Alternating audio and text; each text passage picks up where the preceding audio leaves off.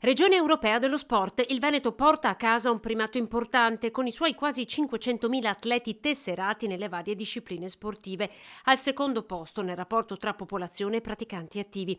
Oltre il 43% dei veneti fa sport amatoriale, praticamente 1 su 2. Soddisfatto del risultato raggiunto l'assessore regionale Cristiano Corrazzari.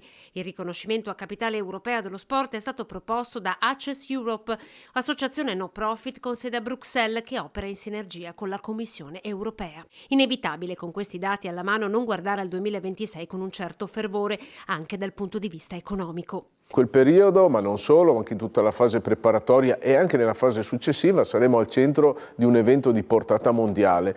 Questo ci può dare non solo la visibilità, ma ci mette appunto al centro di dinamiche che noi dobbiamo essere bravi ad utilizzare come volano di sviluppo e di crescita della nostra comunità, del nostro territorio. Infrastrutture sul territorio, eredità delle Olimpiadi, come ricorda Corazzari, fu per Cortina nel 1953. Che dovremmo essere capaci di organizzare delle Olimpiadi in chiave moderna, capaci di essere inclusive, quindi anche ricordiamo l'aspetto delle Paralimpiadi che è molto importante, capaci di essere sostenibili ambientalmente nel rispetto di quello che è un territorio meraviglioso, siamo nelle nostre Dolomiti, patrimonio mondiale dell'umanità dell'UNESCO.